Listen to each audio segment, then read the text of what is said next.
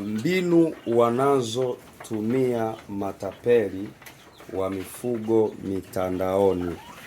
Karibu Wonders Farm TZ, ubora na uaminifu. Na leo ninataka nikusanue, ndugu mfugaji, na wewe ambaye unapenda kufuga na unakutana na watu mitandaoni wanaouza mifugo mbalimbali. Kwanza kabisa, kimsingi ni kweli kwamba kwa hali ilivyo sasa hivi na utandawazi, ni muhimu kufahamu kuna biashara utakutana nazo mtandaoni, maana ndiko ambapo tunafanya sana biashara hizo, lakini pia ndipo ambapo tunapata wateja. Kuna wateja wengine wanapatikana mitandaoni. Sasa pamoja na hilo, kumekuwa na changamoto kubwa ambayo nimeona leo nitafutie ufumbuzi kwa kufundisha wewe unayetufuatilia kwenye akaunti yetu ya YouTube Wonders Farm TZ. Kabla ya yote, hakikisha umesubscribe kwenye channel yetu ili uweze kuwa unapata notifications pia za video nyingine. Matapeli wa mitandaoni ni wengi sana na wana mbinu nyingi ambazo wanazitumia kuwatapeli watu. Ninakufundisha hivi ili usifikiri kila anayeuza mtandaoni ni tapeli. Hilo ni jambo la msingi. Lakini pili, ninakufundisha hivi ili uweze kuwatambua matapeli wa mitandao na usije ukatapeliwa. Nimekutana na wafugaji na watu waliotaka kuanza kufuga wanalia. Wanasema mimi nilitapeliwa. Yaani siamini watu wa mitandaoni, siamini. Mwisho wa siku anageuka kuwa msumbufu hata kwenye kampuni yetu. Kwa sababu tu aliwahi kung'atwa na nyoka, kwa hiyo hata jani likimgusa anahisi ni nini? Anahisi ni nyoka. Kwa hiyo ninaamini kabisa ukifuatilia somo hili mpaka mwisho kuna kitu utapata. Na ningependa uniandikie kwenye comment section umejifunza nini. Je, umewahi kutapeliwa? Ilikuwaje? Mbinu 5 wanazotumia matapeli wa mifugo mitandaoni. Iwe ng'ombe, mbuzi, kuku, bata, nini, mifugo, njiwa. Mbinu ya kwanza wanayotumia ni kutuma picha ambazo sio halisi, kutumia picha za kuiba, fake photos. Ukiangalia picha unaona kabisa haina quality, hiyo picha hajapiga yeye. Mfano hapa, hii video inayoonyesha ni ya live, inaonekana kwenye shamba letu darasa. Video inachukuliwa na mimi ninaongea. Sasa hawa matapeli wa mtandaoni huwa wanachukua picha za mifugo, bugo au kwa wafugaji wengine. Wanaposti wakidai ni mifugo yao. Ukifikia eneo halipo au mifugo ukifika eneo halipo au ukiangalia mifugo haifanani kabisa na ile mifugo ambao walikuwa wameiposti. Sasa lengo lao ni nini? Lengo lao ni kuvutia uweke deposit haraka, uchanganyikiwe, utume fedha, utapeliwe. Mbinu ya pili ambayo hawa ndugu zetu matapeli wanapenda kutumia ni kuweka bei ndogo sana isiyo halisi. Bei ndogo sana. Wanatangaza ng'ombe, kuku au bata kwa bei ya chini kupita kawaida. Wanasema nauza haraka. Mmiliki anasafiri, nasafisha banda. Hii ni red flag kubwa sana. Na sasa wanunuzi wengi huwa wanakamatwa na hii technique. Wakisikia mtu ni pressure tactic. Wakisikia mtu kwa mfano kwa sababu nakutana na watu kama wametapeliwa. Yaani unakuta bata Jumbo Pekins ambaye anauzwa 75,000. Unakuta mtu anamuuza 30,000. Anamuuza bei ya bata wa kienyeji. Mtu anachanganyikiwa, anaamua kutuma hela. Sisi tunauza vifaranga vya Croiler hybrid pure kabisa. Shilingi 7,500 wa mwezi mmoja, ambao wamemaliza chanjo zote. Mkoa Marex, Newcastle, Bumboro, 2 na wamechanjwa 2. Lakini mtu mwingine anasikia nauza 5,500, anachanganyikiwa. Hiyo ni mbinu ambao wanaitumia ili usipate muda wa kujitafakari. Wanataja bei ndogo sana, unakuwa pressurized, unatapeliwa. Lakini mbinu ya 3, kudai malipo haraka. Hiyo pia ni pressure tactic.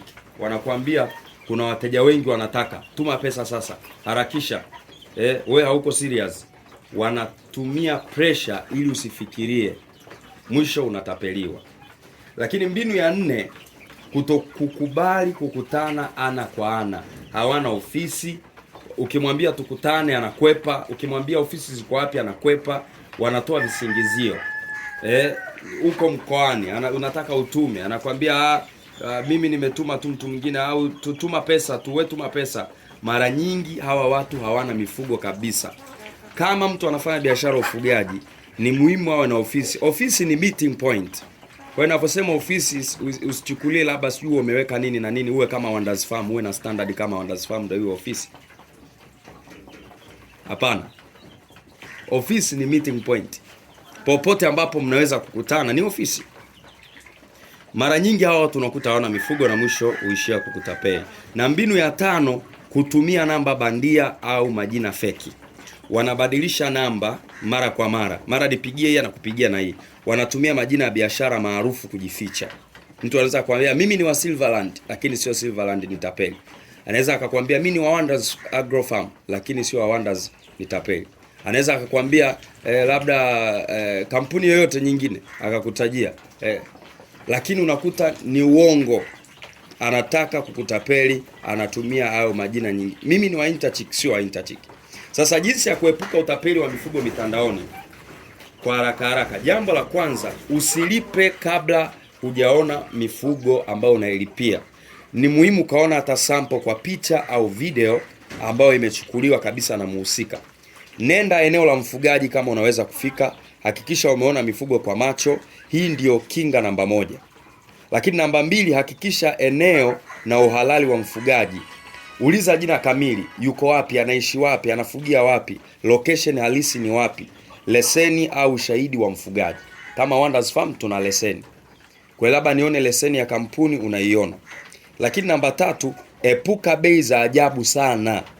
Bei ya chini sana ni dalili ya utapeli. Bei ya chini sana. Wewe unaona kabisa tunauza mitetea labda mikubwa. Angalia kuku wazuri kama hao. Unakuta hapa kuna 20, 25 mpaka 35. Alafu unakuta mtu mwingine anakuambia nipe 15 hapo. 10 mwenye 10 haraka. Unachanganyikiwa. Unaona kabisa ile bei sio halisi na yule mfugo ambaye anauzwa. Kwa hiyo epuka bei za namna hiyo. Lakini jambo la 4, tumia malipo salama. Lipa baada ya kukabidhiwa mifugo kama mazingira hayo yanaruhusu. Kwa wale labda kwa mfano sisi walioko Dar es Salaam, mara nyingi kuna wakati tunampelekea mifugo mingine isipokuwa vifaranga vya siku ndo analipia, isipokuwa ile ambayo unatakiwa kuweka order. Lakini epuka kutuma pesa kwenye namba za watu sio wajua.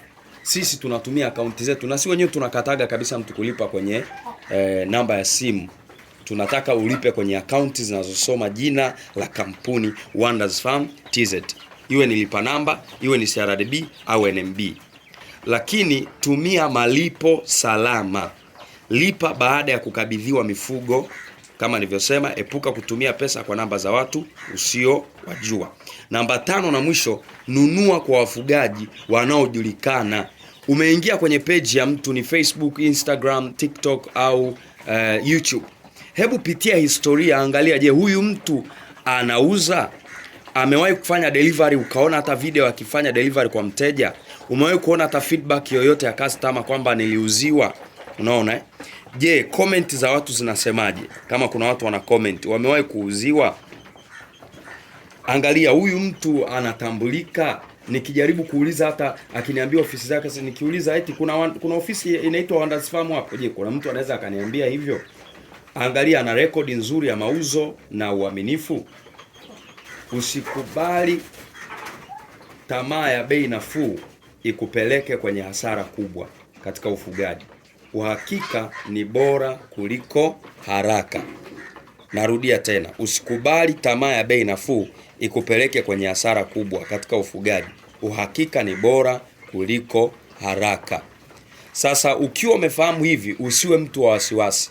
Hata unapofuatilia kuhakikisha ili ununue mfugo mahali, usifuatilie ukiwa na wasiwasi. Maana yake kuwa na ujasiri, kwa sababu una maarifa, una hekima ya kujua huyu mtu ni tapeli au ni mkweli. Karibu Wonders Farm TZ, ubora na uaminifu. Tuko Dar es Salaam, ofisi zetu ziko Goba njia 4 opposite na Badale Road. Karibu, tutakuhudumia. Sisi tunatoa vifaranga vya broiler, mbegu halisi kabisa ya broiler, wa siku moja, wa mwezi, miezi miwili, miezi mitatu, minne na kuendelea. lakini pia tunatoa kuku wengine lakini bata wapo, Jumbo Pekins, White Pekins, Bukini, wako Muscovy mbegu kubwa, bata mzinga, kuchi na mifugo mingine mingi inapatikana shambani kwetu, aina ya ndege, poultry, wote wanapatikana kwetu. Wasiliana nasi kwa namba ya simu 0695 531 174. Niandikie kwenye comment section umejifunza nini.